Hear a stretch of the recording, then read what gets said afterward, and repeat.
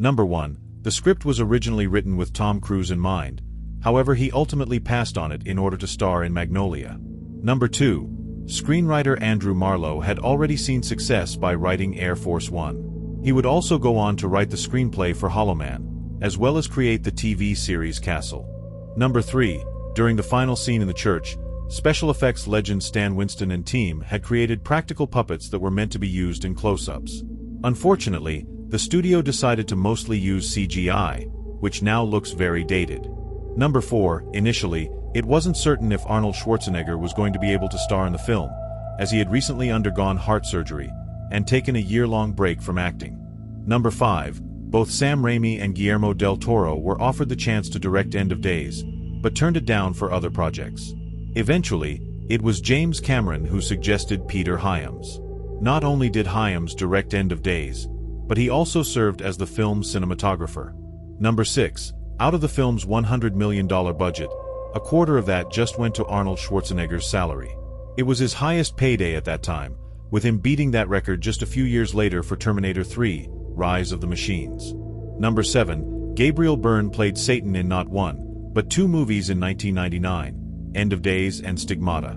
Number 8. The film's creepy score includes 4 notes from the infamous Dies Irae, a Gregorian chant from medieval times used for funerals. These 4 particular notes are most notable from their inclusion in the theme music for The Shining.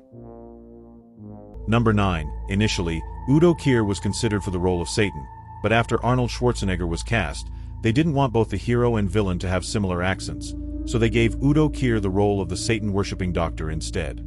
Number 10. Arnold Schwarzenegger's character's last name is Jericho, named after the famous city from the Bible whose walls collapsed on the 7th day of the battle with the Israelites. Number 11. Before casting Robin Tunney in the role of Christine, Liv Tyler was considered. Number 12. End of Days marks the first film in Arnold Schwarzenegger's career where his character dies. Technically, he didn't die in the Terminator movies because he was a machine. Number 13. In the film's original ending, Jericho survived, but it actually didn't test well with audiences. It seemed that, despite the fact that he was dying, audiences preferred it, because it meant a reunion with his wife and daughter in heaven. Number 14. Many have referred to End of Days as Rod Steiger's last film, but that's only partially true. It was his final American studio film, but he acted in a few German movies and made-for-TV films until his passing in 2002. Number 15. Despite being set in New York City, the vast majority of End of Days was shot in and around Los Angeles, from November 1998 to May 1999, with the movie being released in November of that year. Number 16. The priest trying to murder Christine. Father Thomas Aquinas was named after the 13th century priest and philosopher of the same name. Aquinas remains one of the most influential scholastic philosophers in Western civilization today. Number 17. While only getting a few seconds of screen time, Jericho's daughter Amy was portrayed by Renee Olstead. She would go on to have a very successful musical career.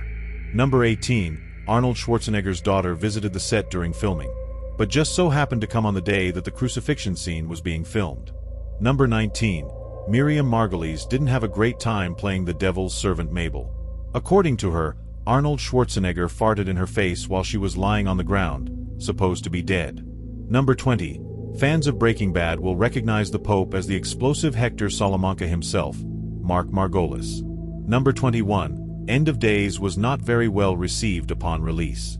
It was nominated for 3 Razzies, Worst Actor, Supporting Actor, and Director, but lost to Adam Sandler, Big Daddy, Ahmed Best, Star Wars Episode I, The Phantom Menace, and Barry Sonnenfeld, Wild Wild West, respectively. Number 22. Even Arnold Schwarzenegger himself was disappointed by the final product.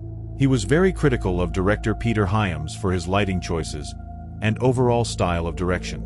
Number 23. Despite being panned by critics, End of Days more than doubled its budget with a gross of $212 million. Number 24. To market the film, Arnold Schwarzenegger appeared on WWE, then called WWF, as they felt wrestling fans were a key target audience. Number 25. End of Days remains very much a time capsule of the late 90s as it perfectly tapped into the real-life fears behind the year 2000, or Y2K, as it was called, and the alleged electronic issues that would ensue. Which of these did you already know? Which one surprised you? Let us know in the comments.